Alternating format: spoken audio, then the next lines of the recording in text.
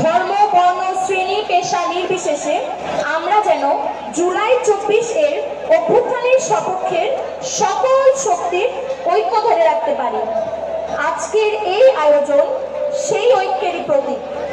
আজকের জুলাই ঘোষণা সেই ঐক্যবদ্ধ গণ আকাঙ্ক্ষারই বহিঃপ্রকাশ হয়ে থাকুক, এই কামনা করি। সবাই আমার ভাই সৈকত সহ সকল শহীদদের আত্মার জন্য মাগফিরাতের জন্য এবং আহতদের দ্রুত আরোগ্য লাভের জন্য দোয়া করবেন। ধন্যবাদ। আসসালামু আলাইকুম। ধন্যবাদ সাবরিনা আফরোজ সেবন্তী।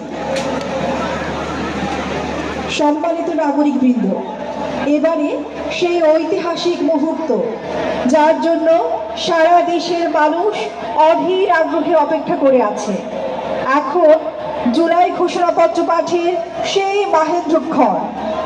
2024-এর গণ অভ্যুত্থান পরবর্তী এদেশের আপামর ছাত্র জনতার বহু কাঙ্ক্ষিত জুলাই ঘোষণাপত্র পাঠ করার জন্য বাংলাদেশ সরকারের মাননীয় প্রধান উপদেষ্টা ডক্টর মোহাম্মদ ইউনূস মহোদয়কে মিলিত অনুরোধ জানাচ্ছি।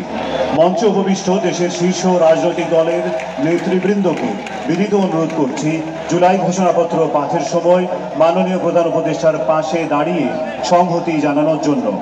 শীর্ষ রাজনৈতিক দলের নেতৃবৃন্দকে সাথে নিয়ে এবারে জুলাই ঘোষণাপত্র পাঠ করছেন মাননীয় প্রধান উপদেষ্টা ডক্টর মোহাম্মদ ইউনূস।